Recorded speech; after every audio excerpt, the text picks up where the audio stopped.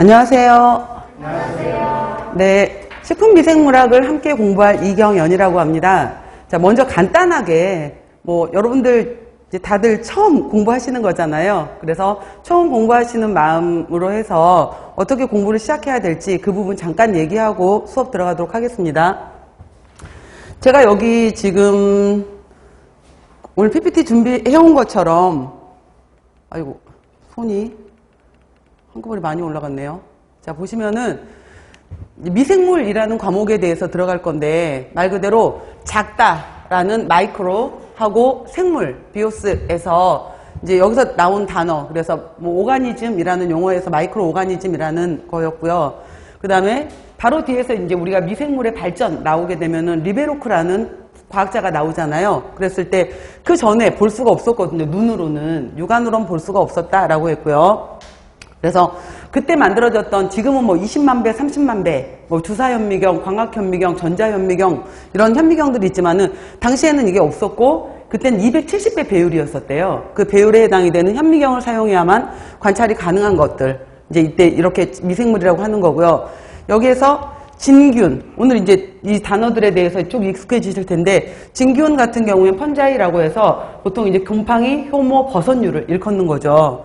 그 다음 세균, 그 다음 세균에 기생하는 이제 여러 가지 동물 바이러스, 식물 바이러스 기생하는 건데 이 바이러스 중에서 우리는 바로 박테리오파지에 대해서 식품미생물에서는 이쪽을 배웁니다. 그리고 집신벌레, 아메바 이렇게 말했던 원생동물들이 있고요. 그다음 녹조류, 갈조류, 홍조류, 규조류, 그다음 남조류 같은 경우에는 남세균, 시아노박테리아로 분류가 됐죠. 그래서 조류, 이렇게 작은 생명체를 연구하는 학문이다라고 되어 있고요.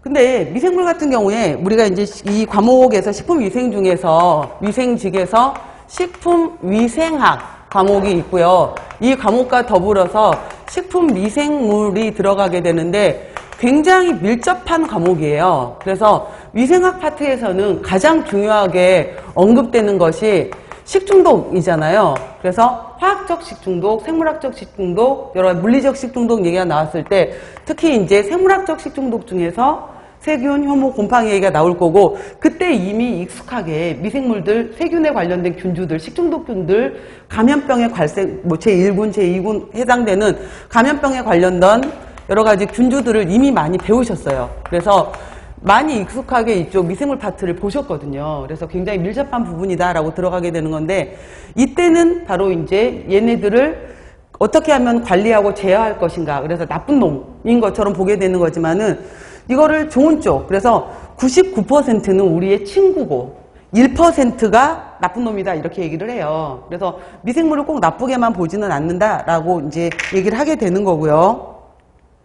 그랬을 때 그 중에서도 식품에 관련된 식품, 미생물학은 무엇이냐라고 했었을 때 바로 미생물 부분에서도 순수 미생물학, 응용 미생물학, 병원 미생물학이 있었을 때 지금 우리에 관련된 것은 응용 미생물학으로 들어가게 되는 거고요. 여기 있는 것처럼 변폐를 일으킨다, 부패를 일으킨다. 그 다음에 여기까지는 나쁜 것이겠지만은 발효. 그래서 유네스코에 등재되어 있는 것처럼 우리나라의 김치 발효. 뿐만 아니라 장류 발효 이러한 여러 가지 것들 그래서 미생물학적인 기본 원리를 포함한다. 그래서 이걸 식품 응용하는 것을 대상으로 하는 학문이 바로 식품 미생물학이다 이렇게 되어 있는 거고요. 그래서 보통 이제 식품 영양학과 관련된 식품화학과, 식품공학과, 조리과, 가공과 같은 경우에 식품 미생물 과목이 전공 필수 과목으로 해서 1학년, 2학년에 들어 있습니다. 그래서 중요한 것이 바로 이렇게 위생학 과목에서 또 가공 유통, 저장학 과목에서, 그 다음 발효 식품학 과목에서, 그 다음 단체급식 같은 경우에서는 이제 식중독 때문에 그러겠죠. 그래서 이러한 부분 파트에서 바로 교과목의 기초가 되므로 매우 중요하다라고 했었고요. 우리 식이직 시험에서도 경상북도, 경상남도 시험에서는 계속해서 식품미생물 과목이 들어가 있었고요. 그 다음 경기도에서 이제 안 되겠다. 이 코비드 이렇게 되는 데서 미생물에 대한 부분이 조금 간과된 것 같다라고 해서 미생물에 대한 중요성이 언급이 되면서 작년 이제 2021년도부터 다시 시험에 들어갔었어요. 그 전에 이미 있었던 과목이었었거든요. 예전에 90년대 이미 있었던 과목이었다가 2000년대 정도에 조금 미생물학이 과목에서 빠졌었거든요. 시기직에서 빠졌다가 다시 들어가기 시작한 거예요. 이게 중요하기 때문에 없었던 과목이 아니에요. 예전에 뭐 90년대, 2000년대 초반까지 계속해서 미생물 과목이 식품위생직 시험 과목이 있었습니다. 그래서 있었던 과목이었었고요. 자, 미생물학 같은 경우에는 지금 말한 것처럼 발효도 있고, 그 다음에 우리가 이제 실험실에서도 여러 가지 실험 방법, 지금 위생, 식중독, 이건 당연한 거고요. 아까 제가 가공 저장학 파트에서 품질 관리 부분에서 혹시 생각나는 게 있다면 품질 관리 파트에서 뭐 예를 들어서 활약균 같은 것들 있잖아요. 그 청주 맑은 술이어야 되는데 맑은 술이 불투명하게 돼버렸네. 이랬을 때 문제가 됐던, 어떻게 하면은 좀 더 품질, 이거 시큼한 게 맞아? 이랬을 때 품질 관리, 변폐, 저장 보존, 그 다음에 수질 관리라고 해서 물 같은 경우에서도 여기에서도 수질하고 관련된 부분에서도 여러 가지 전체적으로 다 미생물들이 이용될 수 있다라는 겁니다.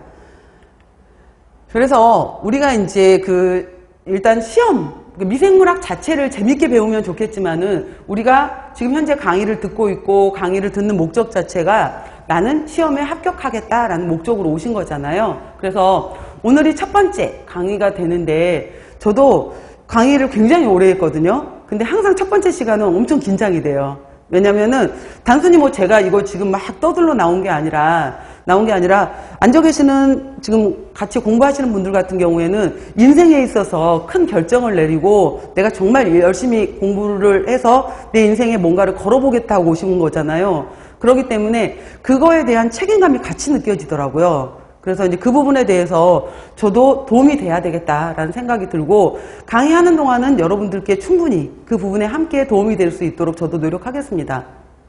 자, 그래서 우리 시험 문제가 일단 식품미생물 시험 문제에서 20문제로 구성이 되고요. 20문제, 항상 제가 첫 번째 시간에 하는 얘기인데 20문제 중에서 일단은 9급 식품위생직 시험 같은 경우에는 공무원 시험 같은 경우에는 사지선다예요. 사지선다. 그래서 4가지 1, 2, 3, 4번 중에서 가장 옳은 것을 찾아라. 가장 틀린 것을 찾아라. 옳은 것, 틀린 것을 찾아라거든요. 그리고 가장에 해당이 되는 것을 찾는 거예요. 그랬을 때 얘도 좀 헷갈리고 얘도 좀 헷갈려. 3번, 4번은 정확하게 답이 아닌 걸 알겠어. 라고 했었을 때 가장 옳은 것, 가장 틀린 것을 찾으시는 거거든요. 그래서 사지선다에 해당이 되는 건데 시험 문제 저도 내봤지만은 시험 문제를 낼 때는 난이도가 하도 있고 중도 있고 상도 있어요. 근데 보통 이제 상중하의 난이도를 결정하는 데 있어서 중하 문제가 거의 80문제, 80% 정도가 중하 문제로 해당이 돼요. 그리고 상에 해당이 되는 문제 같은 경우에도 변별력이라는 부분 때문에 20% 정도를 집어넣게 되는데 그렇게 되면은 대략 이제 뭐 3문제, 4문제 뭐 이렇게도 들어가기도 하거든요. 근데 여기 문제에 너무 집중을 하다 보면은 여기 아래 파트 중하 부분에 대한 중 정도, 하 정도의 난이도에 해당이 되는 것을 간과를 하게 되더라고요. 그래서 기초에 해당이 되는 이론은 변하지 않습니다. 공부를 하실 때는 나는 이 80점에 해당이 되는 중난이도, 하난이도는 무조건 맞춘다 생각하시면서 이 부분을 정확하게 잡아놓으세요. 이 부분을 정확하게 잡아놓으시고 이번에 뜻밖의 전혀 못 들었던 단어가 나왔네 라고 하는 것들은 이건 이제 나중에 심화 부분이라든지 제가 문제풀이라든지 이런 모의고사의 이제 문제를 풀면서 이건 확장시켜서 설명해 드릴 거예요.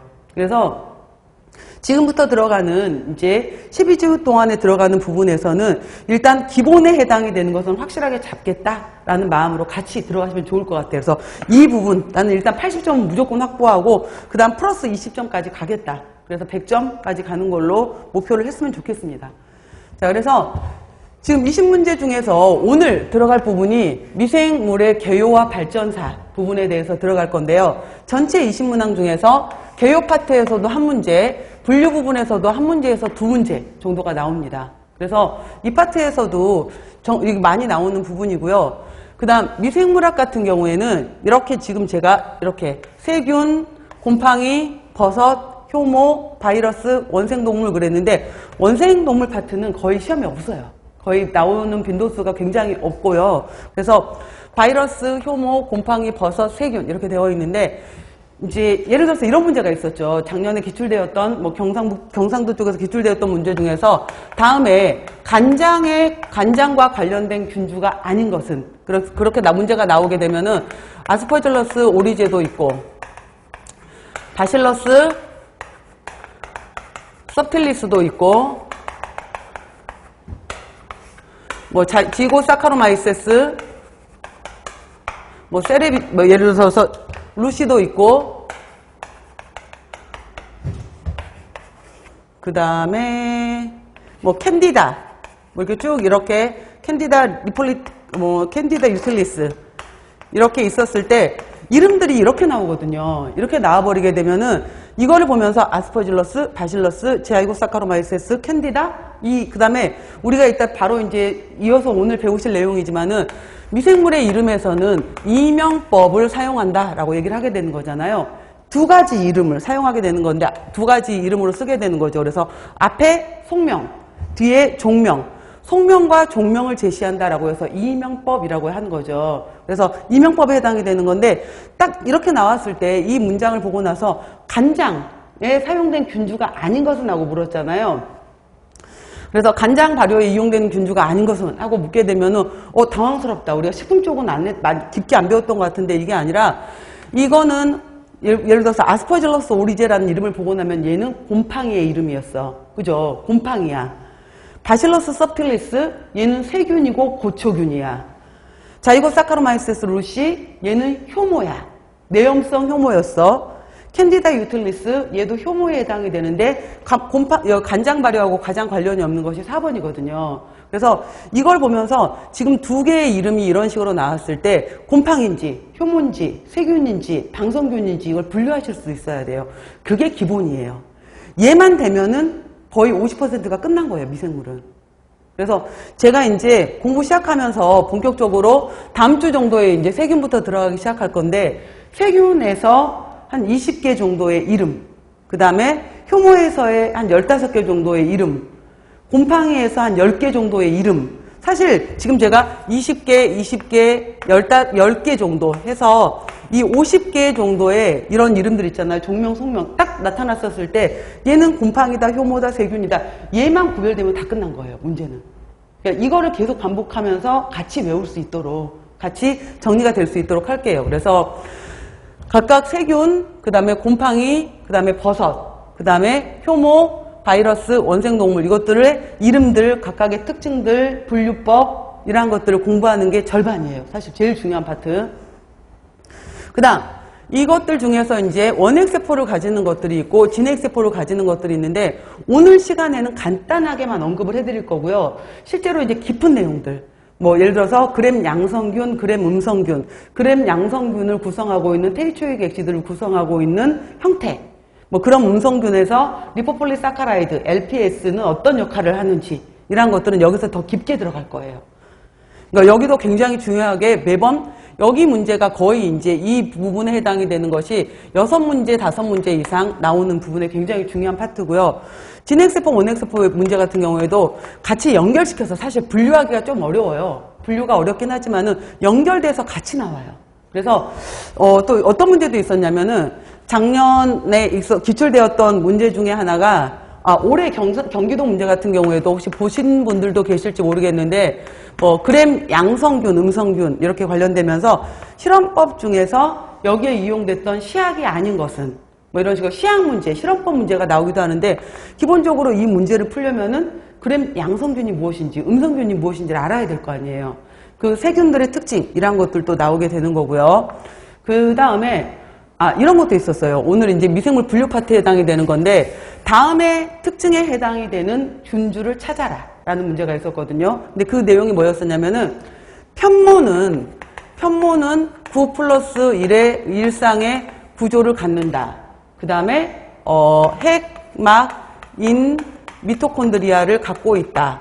그 다음에 리보점의 형태는 80S를 가지고 있다.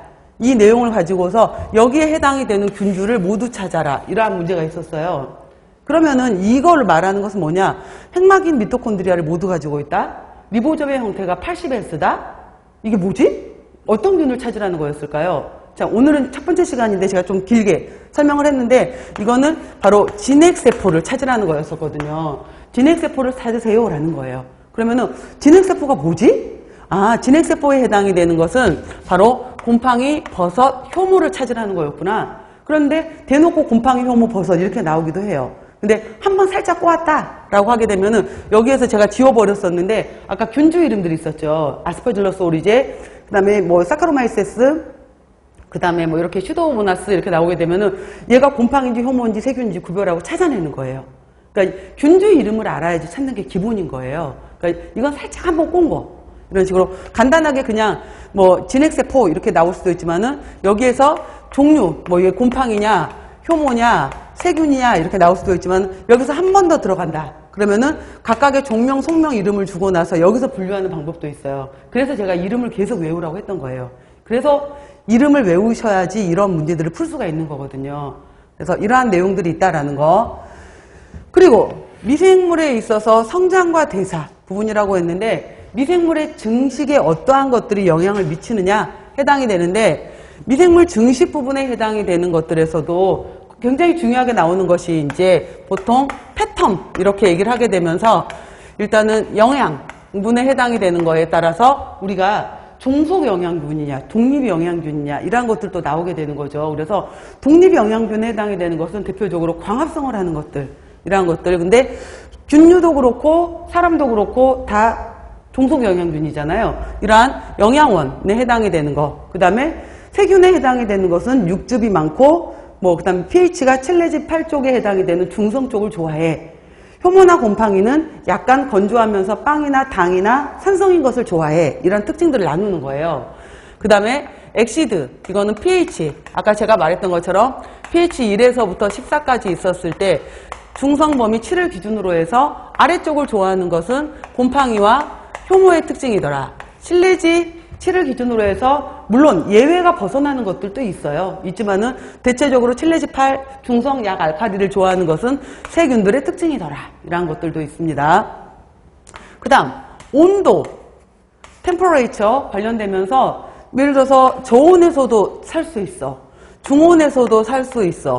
고온에서도 살 수 있어. 라는 균주들이 있게 되는 건데 중온균 같은 경우에 대표적으로 사람의 체온이에요. 그래서 30에서 40도씨 범위를 대부분의 균주들은 굉장히 좋아해요. 그죠? 중온균에 해당이 되는 것들. 그래서 웬만한 것들은 중온균에 많이 해당이 되는데 저온균이 저온에서도 살 수 있으면서 문제가 되는 것들, 리스테리아, 여신이아 이런 균주들 있잖아요. 이런 것들이 바로 이제 언급이 되는 거. 고온균들 같은 경우에는 이름 중에 나는 열을 고온 열에 해당이 되는 것을 좋아해 라고 하게 되면서 서모필러스라는 용어들이 주로 많이 들어있어요. 예를 들어서 스트랩토코코스 서모필러스 이런 식으로 해서 열을 좋아해. 아 얘네들은 고온균이구나. 이런 것들 이런 특징들도 있고요. 그 다음에 옥시젠이라고 해서 산소. 그래서 어떠한 균주들에 따라서는 난 반드시 공기가 있어야 돼. 혹이 나는 공기가 있으면 좋겠는데 이렇게 이제 이따 그림으로 제가 다 보여드릴게요. 이렇게 그 시험관에다가 우리가 고체 배지를 만들었었을 때 나는 산소가 만나는 지점에서만 증식할 거야. 이러한 균주들도 있고 나는 지금 공기보다는 조금 더 적었으면 좋겠어. 자, 이러한 균주들을 우리가 미호기성 균주라고 하죠. 그 다음에 여러분들이 식품위생물학 시간에 위생학 시간에 최근에 이제 미국이라든지 우리나라에서도 많이 늘어나고 있는 추세예요. 이 균주가. 그죠? 미호기성 균주로 식중독을 일으키는 대표적인 균주가 캠펠로박터 속 있잖아요. 이러한 것들. 미호기성 균들. 그 다음에 나는 뭐 있던지 말던지 상관없이 난 전체적으로 다 증식할 수 있어. 이것들을 통성혐기성 균주라고 해요. 이것들이 이제 보통 대장 내에 살고 있는 균주들이 통성혐기성 균주가 많아요. 그 다음에 나는 진짜 싫어. 나는 산소가 없는 데서 살 거야. 이건 편성혐기성균. 대표적인 것이 클로스트리디움 속이잖아요. 탈기를 시켰는데도 살고 있네. 이러한 것들. 그래서 산소에 따라서 모이스처, 습도에 따라서 나는 최저 AW가 최소한 0.91은 돼야 되겠어. 난 물이 많은 게 좋아. 세균. 난 물 없어도 건조한 데서 살 수 있어. 곰팡이 이러한 것들 있잖아요. 이러한 여러 가지 특징. 그 다음에 이것들은 주로 당을 좋아하기 때문에 혐기적 대사에 해당이 되는 EMP 경로를 이용하는지 호기적 대사에 해당이 되는 TCA 사이클을 이용하는지 그 다음에 오탄당 임상 경로에 해당이 되는 HMP를 이용하는지 그 다음에 엠브덴 메이어로프 페르나이 패스웨이 뭐 있었고 그 다음에 엔트너 듀더로프 경로라 그래서 미생물들은 ED 경로라는 것도 있어요. 글리옥실레이트 경로도 있었고 여러 가지 간단하게 얘네들은 어떤 대사를 이용하는지 볼 거예요. 여기에서도 여기에서도 두세 문제 정도가 나오게 되는 파트가 되는 거고요. 미생물과 부패 파트는 위생학하고 연결되어서 많이 나와요. 그래서 위생학 공부가 충분히 되어 있으면은 이 파트는 쉽게 접근하실 수 있어요. 그 다음 미생물 제어법과 실험법 들어가게 되면은 이 실험 부분에 해당이 되는 것들도 한 문제 정도씩 나오게 되는데, 역시 여기도 오히려 위생학 쪽에서 배지 부분까지도 더 많이 배우시는 것 같더라고요. 그래서 호기성 균주, 현기성 균주는 어떤 식의 실험법이 들어가는지 이런 것들도 배우실 거고요.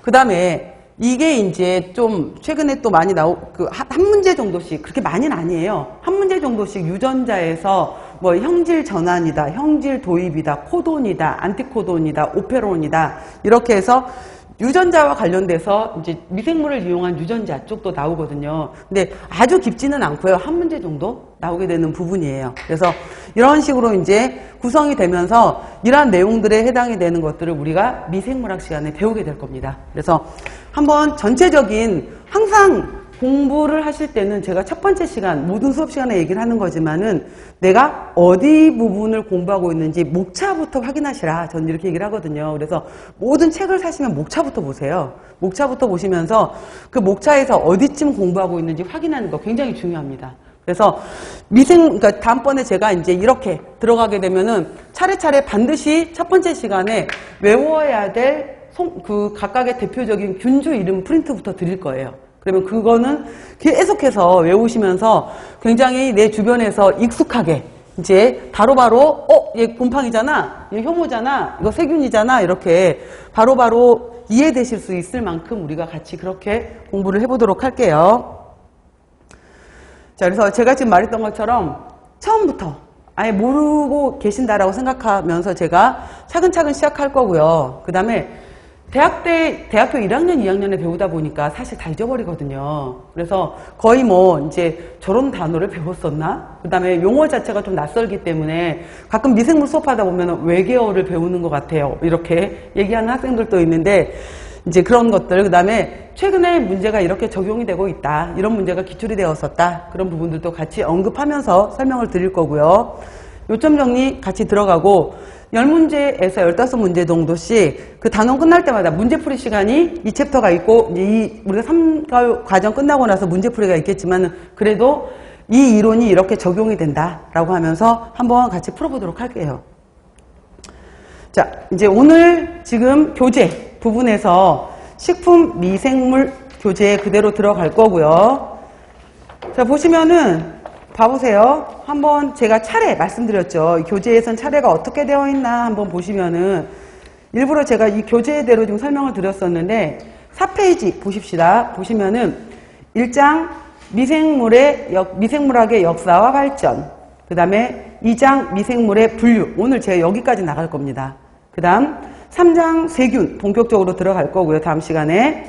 그 다음에 4장 곰팡이, 그 다음에 5장 효모, 그 다음 6장 바이러스, 7장 원생동물. 이렇게 되면은 대부분의 이제 미생물이 다 끝나는 거죠. 그래서 세균, 곰팡이, 그 다음에 곰팡이 부분에서 이제 버섯도 있어요. 그래서 세균, 곰팡이, 버섯, 효모, 바이러스, 원생동물. 이렇게까지 이제, 기본적인 미생물의 종류에 해당이 되는 것들이 끝나는 거구나. 그 다음에 이것들의 원핵세포, 진핵세포 굉장히 중요해요. 각각의 세포 기능들. 같이 연결돼서 설명될 거고요. 그 다음 미생물의 성장에 있어서 성장과 대사, 여기 부분에서 효소, 엔자임이라는 부분도 굉장히 중요하거든요. 미생물이 만들어내는 효소들, 우리가 실제로 이러한 식품산업에서 많이 이용하고 있습니다. 소화제부터 시작해서 뭐 세탁, 세제, 그 다음에 여러 가지 백신 굉장히 많이 이용하고 있고요. 여러 가지 대사 관련된 부분도 있어요. 아까 제가 TCA 사이클, EMP 경로, 그래서 그 미생물학에서는 이게 혹이냐 현기냐 이런 것도 굉장히 중요해요. 그래서 그런 대사 부분도 있고요. 다음 위생검사로 들어가게 되면은 그 독성시험법, 그래서 작년 기출문제에서도 D값을 물어보는 시험 문제도 있었더라고요. D값도 시험 문제가 나왔었고요. 그 다음에 보시면은 식품 미생물과 부패 부분도 있고요. 미생물의 실험법에서도 여러 가지 이제 기초적인 방법들 같이 설명을 해드릴 거고요. 그 다음 유전자, 변이, 이렇게 해서 뭐 돌연 변이, 그 다음에 변이균주, 유전물질의 전달, 그러다 보면 DNA, RNA 이런 얘기도 나오게 될 거고요. 플라스미드 이런 얘기도 나오게 될 거예요. 그래서 너무 깊게는 안 나와요, 시험 문제가. 그래서 이러한 내용들로 구성되어 있다라고 생각을 하시고 들어갔으면 좋겠고요. 그 다음에 저는 공부를 할 때 항상 생각하는 게 뭐냐면은 재밌다 이렇게 생각하면서 공부를 해요. 그래서 그냥 저는 진짜로 책 보는 게 좋고 저는 공부하는 게 좋거든요. 그래서 너무 싫어. 정말 하기 싫어. 진짜 싫어. 이러면은 막 거부를 하게 되는 것 같아요. 근데 물론 아까 이제 우리가 20문제 다 100점 맞으실 거지만은 시험 문제 때문에 내가 어쩔 수 없이 배워 라고 하게 되면은 거부하게 되는 것 같아요. 하기 싫어지고. 근데 내가 오늘 이것을 알아서 너무 재밌고 이걸 알아서 더 좋고 막 이런 거 있잖아요. 이런 게 있으면은 받아들일 때 훨씬 쉬운 것 같아요. 그래서 예를 들어서 이제 여신이야 균주 같은 경우에도 제가 이제 얼마 전에 외부 특강도 나가기도 하고 그러는데 거기에서 8월 첫째 주에 식중독에 대한 내용을 강의를 해달라고 저한테 했었어요.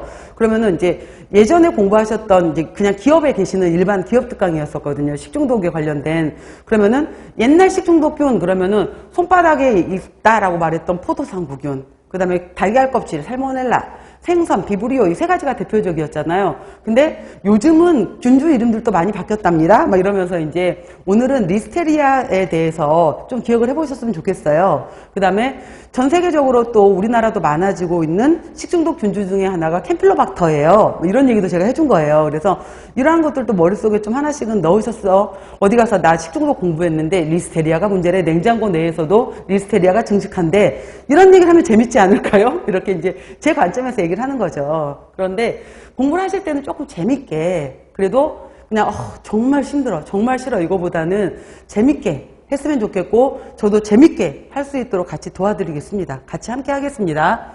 자, 책 들어가겠습니다. 첫 번째 제가 드렸던 그 교재도 같이 보시고요. 그다음 프린트물 있죠. 프린트물도 같이 보면서 정리를 할게요. 자, 미생물학의 발견, 여기 아까 같은 뜻이거든요.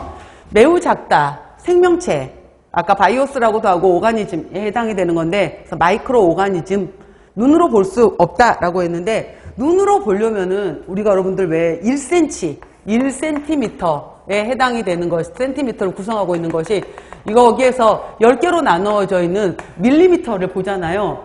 이 정도, 1mm 정도가 사람 육안으로 점 찍혀 있는 정도, 그 정도가 우리가 눈으로 가능하대요.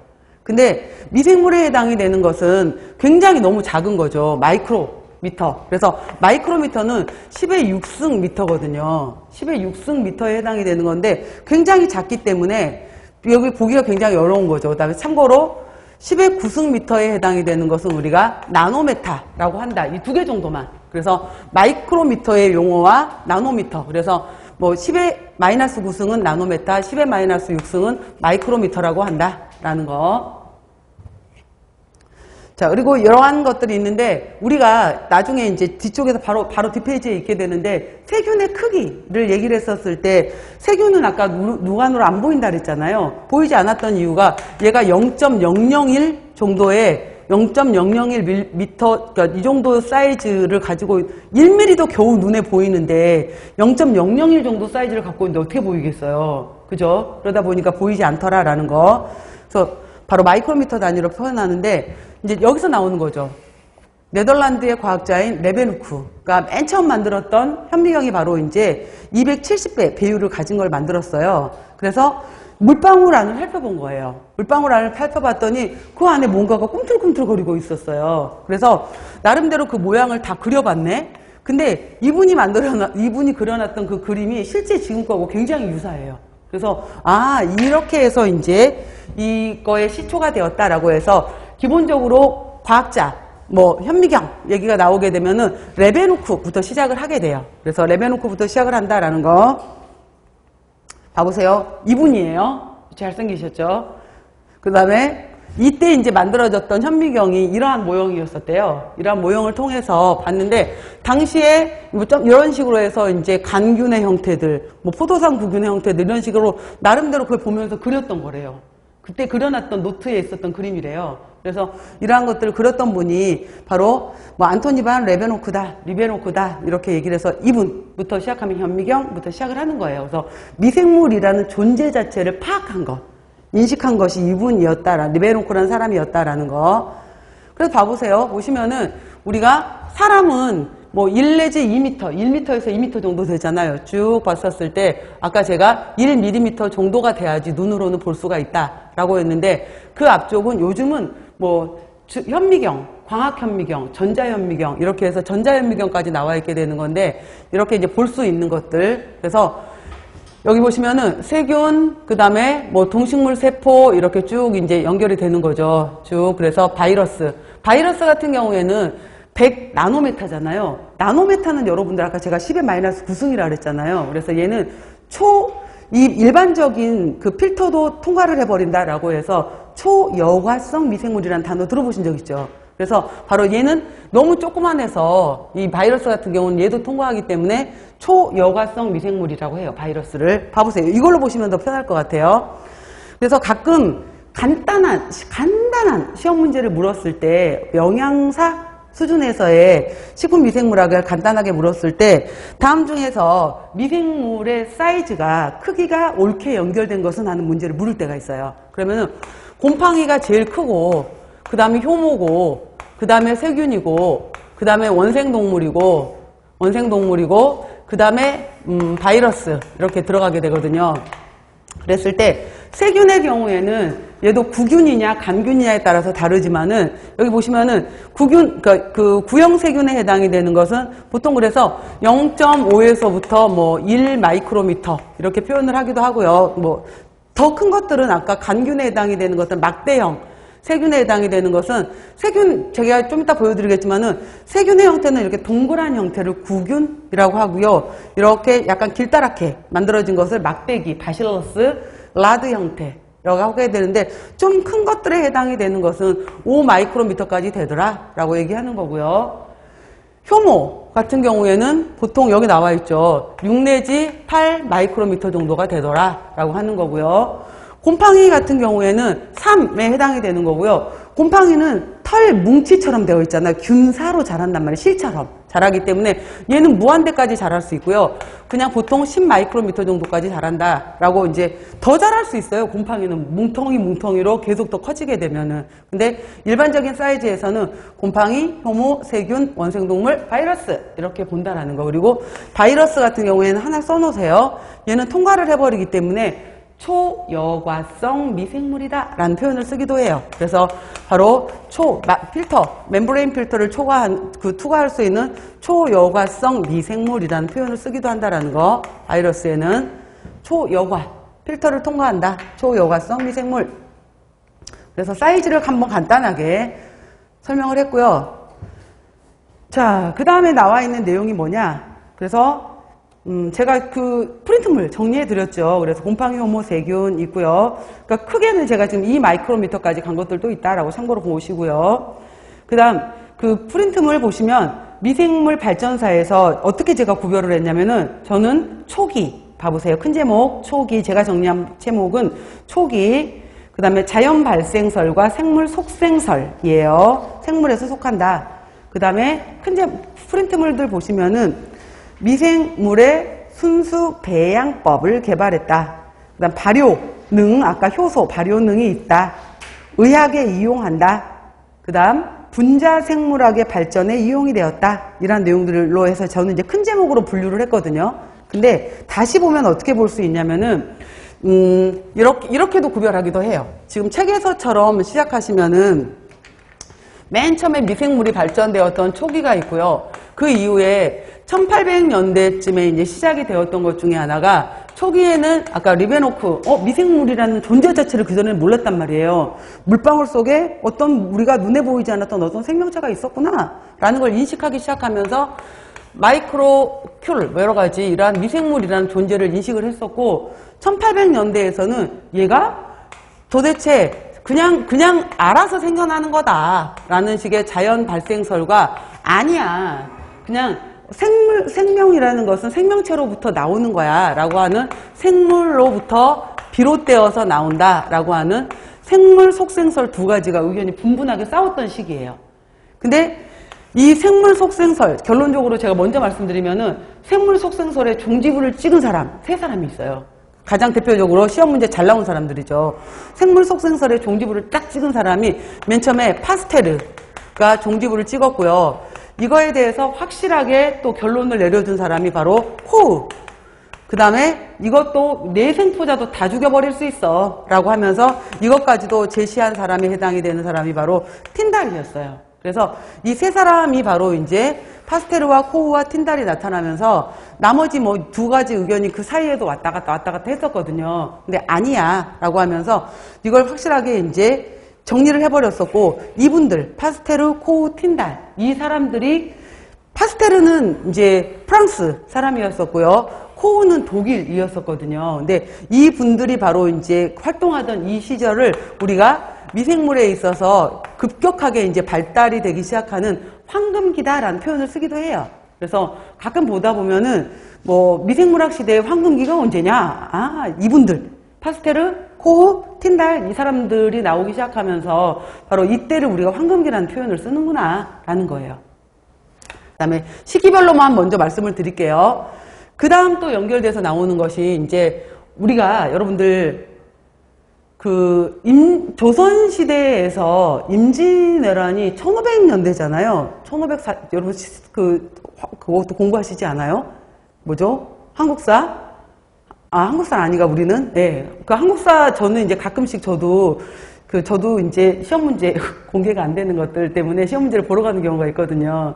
그러면은 이제 어쩔 수 없이 전공 과목도 보지만은 시간이 있으니까 그 시험 감독관들이 이렇게 다 서 계세요. 그러니까 이제 한국사 시험 문제도 풀고 오기도 하고 이러는데 너무 어려워요. 한 개도 모르겠어요. 공부를 너무 안 해서. 근데 진짜 어렵다 막 이러면서 오는데, 아무튼 이제 그 쭉 시절이 나오는데, 우리나라로 따지면은 우리나라도 1800년대쯤에 이제 그 스페인부터 시작해서 이런 데로부터 이제 세국 막 이렇게 문을 열어라 이라는 것들이 들어오잖아요.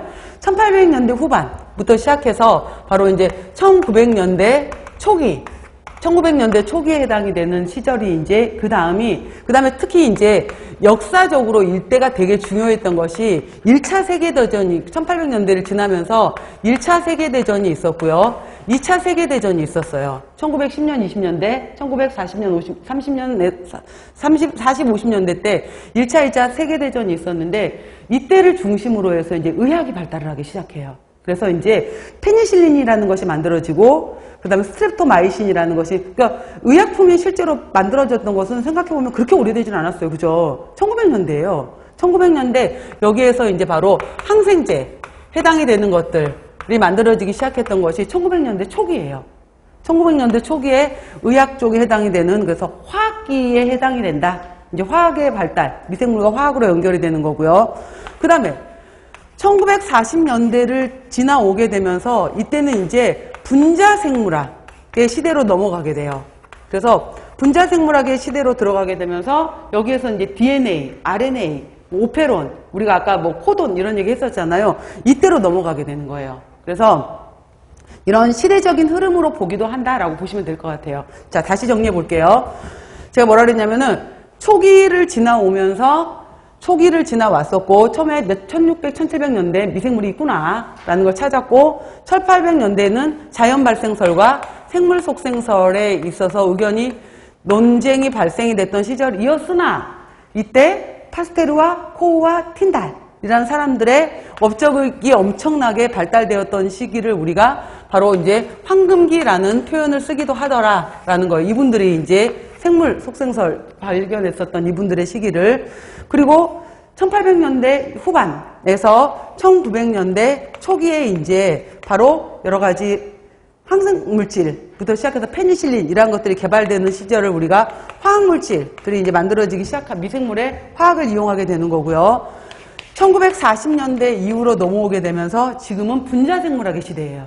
분자생물학의 시대에 이렇게 흐름이 이렇게 넘어간다 이 말이에요. 먼저 흐름파 했어요. 자, 봐볼게요. 그래서 어떻게 됐느냐라고 하게 되면은, 자, 자연 발생설, 그래서 맨 처음에 프린트물 보시면은 로버트 훅이라는 사람이 그 1665년에 코르크를 관찰을 통해서 셀이라는 용어를 만들었는데, 이 사람은 현미경은 만들었지만 미생물의 존재는 몰랐어요. 그러니까 이 사람은 별로 언급 안 해. 이 사람은. 그 다음에 안토니 반 류에노크가 1675년에 바로 이제 물방울 속에 들어있는 것을 관찰함으로써 아, 뭔가가 살고 있네 라는 것을 발견을 했고, 바로 여기에다가 조그만한 동물들이다 라고 해서 애니 마큘러스라는 이름으로 만들어준 사람이 바로 이제 안토니 바 류에노크다. 이 사람이 중요하겠죠. 자, 그리고 나서 자연 발생설과 생물 속생설로 들어가게 돼요. 그래서 자연 발생설 같은 경우에는 영어 이름에서 보는 것처럼 스판테니어스 제너레이션 이렇게 되면서 살아있는 생물체는 반드시 그러니까 그냥 알아서 지가 스스로 그냥 무생물로부터 저절로 발생하더라 라고 이제 주장을 하는 거죠. 그래서 이거는 아리스토텔레스 시절, 고대 그리스 시절에서부터 이 당시까지 그냥 계속 자연 발생설이었던 거예요. 그냥 넘어왔었는데, 이제 그 다음에 이러다가 바로 아래 봐보세요. 생물 속생설 넘어오셔서 생물 속생설 같은 경우에는 바이오제네시스라고 되어 있는데, 모든 생물은 그 자체 생물로부터 발생하더라 라는 내용이 있잖아요. 그래서 이 사람에서 그 프란체스코 레드라는 사람이 1675년에 생물에 의하지 않고서는 생물이 생겨날 수 없다라고 이 사람이 말한 거예요. 그러니까 이게 1675년이었잖아요. 그러니까 이 사람이 이제 처음으로 생물 속생설을 말을 했어요. 그랬더니 말도 안 돼 라고 하게 되면서 다시 위로 올라갑니다. 1749년에 존 리담이라는 사람이 야, 내가 고기즙을 끓인 다음에 뚜껑을 닫아놨는데도 미생물이 발생하던데? 그러니까 자연 발생설이야 라고 또 이 사람이 주장을 한 거예요. 근데 결론을 얘기를 하면은 이 사람이 끓여놓은 것은 제대로 안 끓인 거예요. 끝까지. 그러니까 끝까지 안 끓였기 때문에 다시 발생이 됐던 거였거든요. 그러니까 여전히 의견이 분분했던 거예요.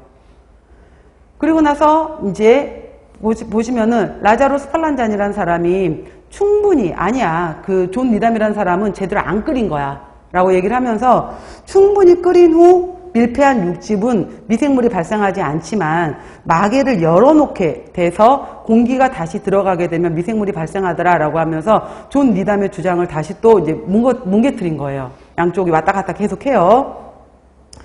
그리고 이제 그 다음에 여기 다시 위로 올라가시면은 슈레더와 본 더치라는 사람이 1854년에 우리 왜 면전이라고 하는 거 있죠. 손마개, 소독한 면전을 통해서 통계하는 방법을 창안해서 다시 한번 또 자연 발생설에 관한 실험을 또 실시하려고 했었대요. 여전히 왔다 갔다 하는 거예요. 근데 이거에 대한 종지부를 찍은 사람이 누구냐? 제가 지금 마지막 세 사람 정리해놨죠. 파스테르, 틴달, 코 이 세 사람이다 이 말이에요. 그래서 파스테르는 굉장히 중요합니다. 그래서 파스테르는 스완 넥 플라스크라고도 하고 뭐 이거는 스완이 백조잖아요. 백조 목이다 라고도 표현을 하고 아니면 그냥 S자형 플라스크다 라고도 얘기를 하고 뭐 거위목이다 라고도 하고 뭐 여러 가지 표현을 해요. 봐보세요. 그래서 이거예요. 이거 실제로 그 파스테르 박물관에 가게 되면은 이게 그 당시에 썼던 이 플라스크가 보존되어 있대요. 그 파스테르 박물관에 가게 되면은 이걸 얘기를 하는 거고요.